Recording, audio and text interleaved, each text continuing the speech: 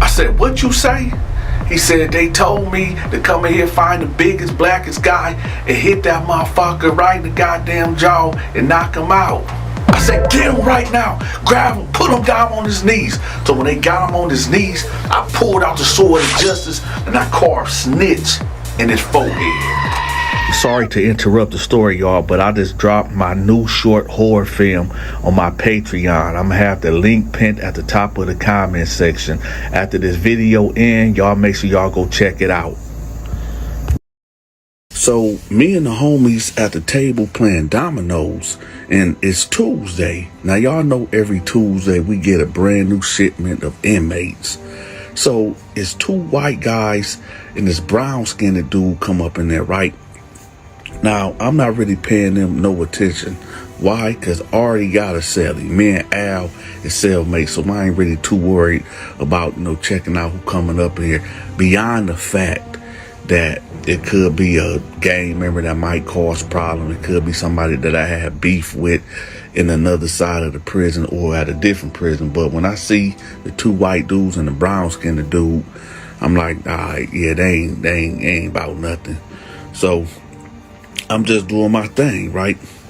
So they get their cell assignments, whatever, and they go on their way. Now, I'm doing my thing. And then I see the two white guys come out and they go over there with their people, right? At this time, the Woods was up in there. So they go over there and they go with their people. Now, the brown skinned dude, I kind of done forgot all about him. Like I said, he wasn't on my radar. So eventually he come out of cell, right? And I noticed, now my cell at this time was on the first tier, the bottom tier. Like when you first walk in, the dorm or whatever. His was on the second tier. Now he's looking, I see him scouting, right? He just looking, but he looks scared, like terrified. Now, it could be only 2 or 3 things why this man is terrified. Either he got beef with somebody, like real beef, and he just scouting the area to make sure dude ain't in here, or his people ain't in here, or he's new, right? Or he's very new, like never been locked up before, and this is his first stretch, right? And he's just, just looking to see if there are any threats in here, right? For people that he need to stay away from. Now, he's looking out, and I notice him, right? And now I notice he's looking at me. Now, me being locked up for the extended amount of time I've been locked up, and me knowing, how to program, it's coming more to me like, okay, yeah, this dude is just green. This is first bid, and he just terrified, right? So he's staring at me. And now I'm getting nervous because I'm like, why is this dude staring at me? Then I thought about it like, okay, he's new. Somebody probably told him, in the jank that, hey, you need to find out whoever this dude named Donta is, and, he'll protect you or whatever. So I'm thinking in my head, okay, maybe that's it. But, he'll pull up when he need to. So we steady playing dominoes, right? So then my homeboy like, hey, man, let's play some spades, right? When he said, let's play some spades, I see the dude start coming down the stairs. Now, I have to give y'all the comparison between me and this guy. At this time, y'all, Dante about 6'1". I'm about 275, all muscle jacked up, right? Y'all hit that like button for your big partner. So he ain't nothing but a good maybe 5'7", 5'8", maybe 160. I throw 5 more pounds on him, about 165, right? Now, me compared to him, it's like David and Goliath. But if we throw hands, well, Goliath gonna win this one. Shout out to God in the Bible, right? Oh, speaking of God in the Bible, listen, y'all, I've been dropping my Bible stories on my Patreon. Make sure y'all go over there and go check it out. I will have the link pinned at the top of the comment section. All right, let's get back to it. So now he roll up behind me, right? And, we all stopped. Now, remember, y'all, it's me and all my homies. Well, all my homies that's in this unit right now. So we right here playing, and he like roll up behind me, but to the right of me, and we all like stop and we looking at him. I'm like, can I help you? He was like, yeah. And he just took off on me. Boom, boom, bam, bam. Now, when he hit me, my homies rushed him, right? Like this dude actually fired on me. Bop, bop, boom. Hit Dante in the top of his head and hit me like towards my ear. Now, I'm a big dude, right? And I've been in a lot of squabbles. So this right here, it didn't faze me at all. But all I'm thinking in this split second, this motherfucker is either crazy or he want to die. You know, putting your hands on Dante at that time was a death sentence. Certified, stamp, guaranteed, right? So when they rushed him, I'm like, hold on, y'all, hold up. I hurry up and got up because they was about to smash him out, right? I said, yo, hold up. So they got him. And he like, come on, man, y'all, let me go. And he got tears in his eyes. I said, man, what the fuck you do that for? Right? And normally, y'all, I don't do no talking. I just get busy. But I really want to know why this dude will put his hands on me like that. I said, man, what's up with you, man? Why the fuck you hit me? He was like, man, listen, they told me in the county jail, they told me to find the biggest, blackest motherfucker and knock him the fuck out. I said, what? He said, yeah, in the county jail, they told me when I go to get to prison, find the biggest, blackest motherfucker and knock him the fuck out. And you was the guy. Now I have to admit, y'all, back in them days, I was very intimidating. I was. You talking about a man that's 6'1", pushing 270. That's all I was doing was eating and working out, y'all, hitting that weight pile. So I did get big. I got really big at that time. And I was probably the biggest dude, you know, probably in that prison. Well, not the biggest, but maybe top 10. If I wasn't top 4, I was in there, right? So I can see why he would say that. I said, hold up. Say that again. He said, when I was in the county jail, they told me. Now, this is how he talks, y'all. This dude is a country bunkin'. He's a country motherfucker, right? That's a country dude. They told me in the county jail to find the biggest, blackest motherfucker and knock him the fuck out and you'll get your respect. I said, let me tell you something, man. Whoever told you that, they were trying to get you killed up in this motherfucker, man. It was like, please don't hurt me, sir. Please don't hurt me, sir. Sir, please don't hurt me. I said, you know what, y'all, let him go. I'm about to holler at him. So I said, come on, man. He like, where we going? I said, we finna go to my cell. He like, please don't hurt me, man. I don't want to be no sissy. I said, what? He said, please, man, I don't want to be no punk. I don't want to be no sissy. I'm a man. I said, hey, hold on, man. I don't do no cheek busting. I'm not no homosexual, man. Come on.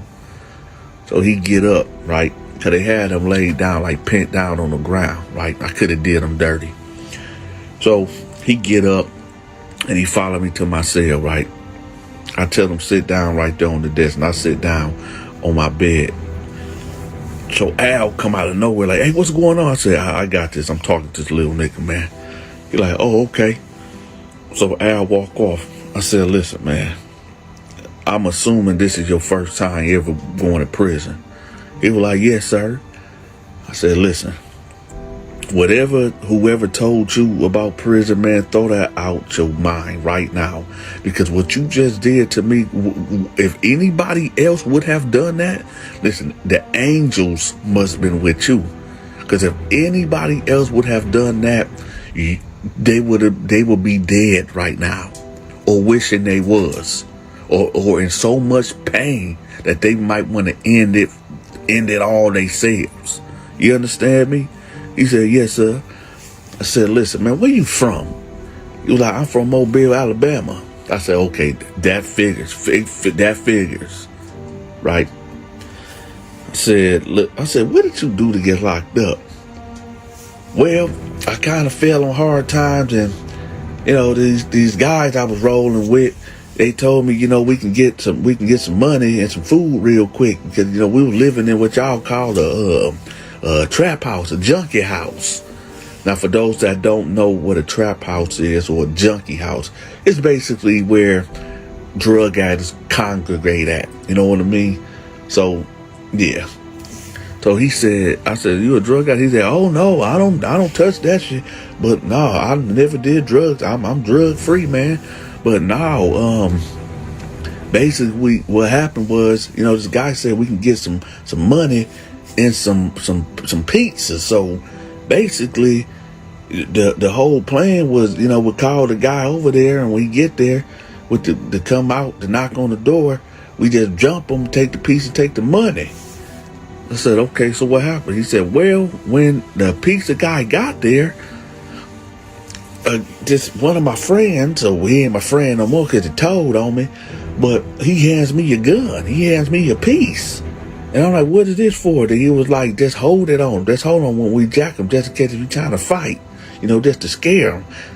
I said, okay, go on. He was like, well, when he get to the door, I come from the side of the house, and I tell him, don't move, and he shoot. And then I shoot him. The gun go off, and it hit him in the head, and he falls. I said, what? He said, yeah, I didn't know the damn gun was loaded, man. This damn revolver, I didn't know. I said, hold on, so they gave you a loaded gun? He was like, apparently so. And they actually sit up there and called the cops on me. They were like, what did you do? And I said, I don't know. I just pointed the gun at him. And it just went off. I said, hold up.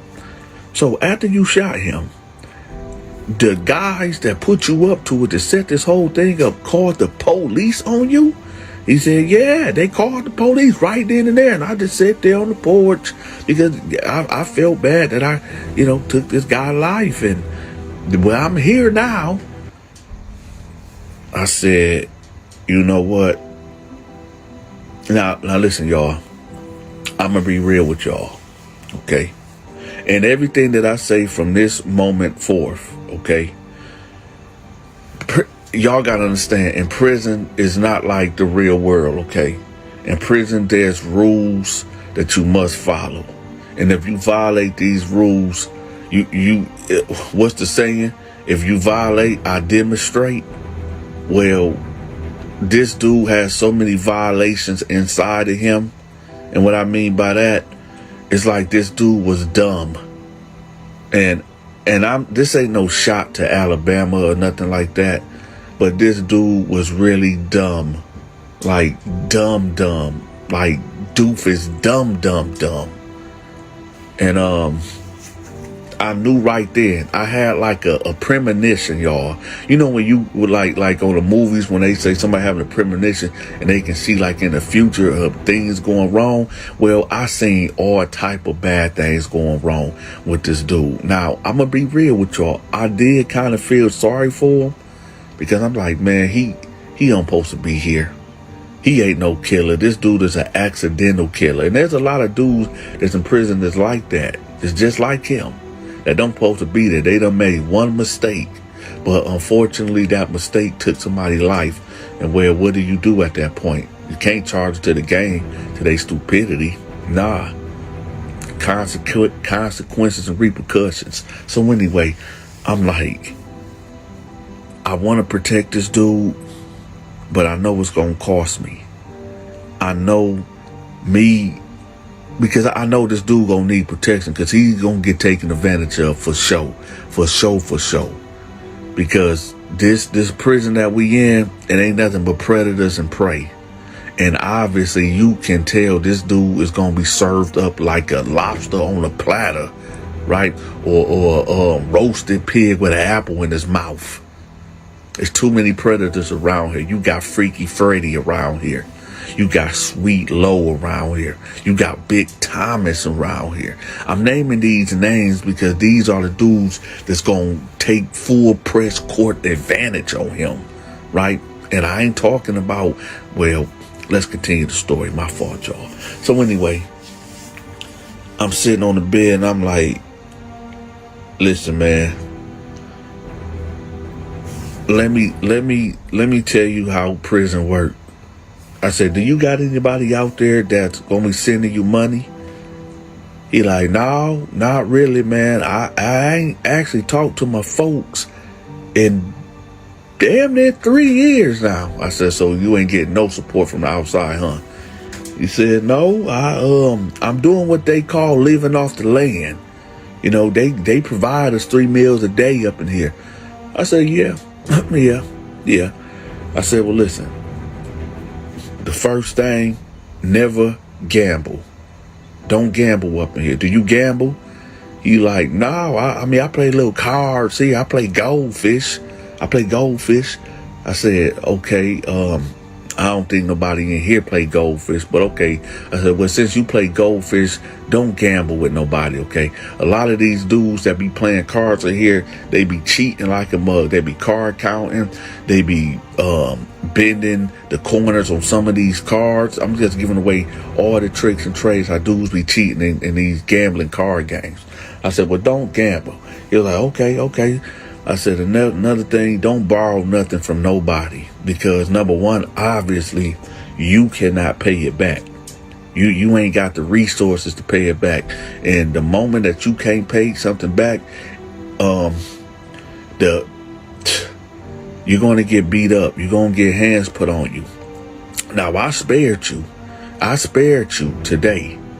You know, I kind of, you know, in hindsight, y'all, I should have just let it. I should have just, well, cause on the real, we probably would have killed him. But we should have did something to him because he didn't learn nothing. But that's for later on.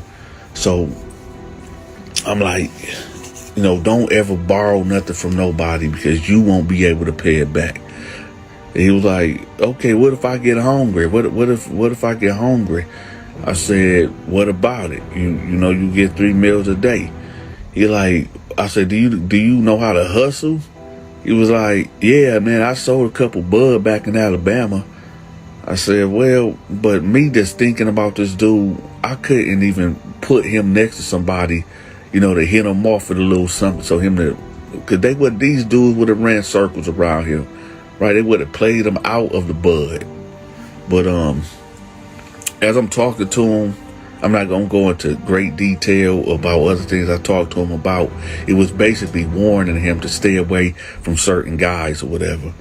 And he didn't heed my warning. So we talked for a good hour. So I laced him up and sent him on his way. Now, for those that's wondering, yo, Dante, what does lacing him up mean? I gave him a care package. I gave him 5 honey buns, 5 bags of Doritos. I believe I gave him 5 cherry Pepsis and like 2 Mountain Dews, right? And I told him, like, this is yours. Do not trade this off to nobody. This is your own personal, man.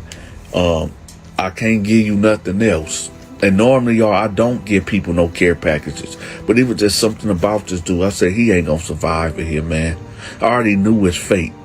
You know what? I can't say that because I done seen dudes that came in here that I just knew that was going to get ran through up in here.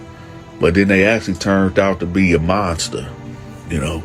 But anyway, I sent him on his way, right? Peace be with you. Shout out to the Muslims. So he leaves out. He go to his cell, right? And I go back downstairs. Now we about to go hit the yard, right? So me and the homies, we mobbing up. We about to bail out, right? And here he come right behind us, right? Tagging along. And he's like happy, like giddy. Like he's really giddy. Gitty. He real giddy. So he get up behind us like, yeah, I'm with y'all today. I'm with y'all.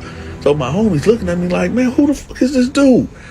I say, hold on, y'all. I say, hey, man, what's up with you? He said, ain't you guys going to the yard? I heard you talking about you going to the yard, man. And do you want me to bring a knife? When he said knife, I grabbed him, right? Now, it's about 12, including me, 13 of us, right? So I grabbed him in the middle of the crowd and I pushed him against Tar T. I'm like, what the fuck you say? He said, what did I do wrong? I overheard you guys talking about y'all was gonna get the knives on the yard, and I want to know if I need to get a knife. I put my right hand, so I'm holding his collar with my left hand. So I put my right hand on his mouth. I said, what you say? I said, man, what the fuck you doing? You ear hustling in my business? He muffling off. I said, hey, nigga. Part 2 will be pinned at the top of the comment section.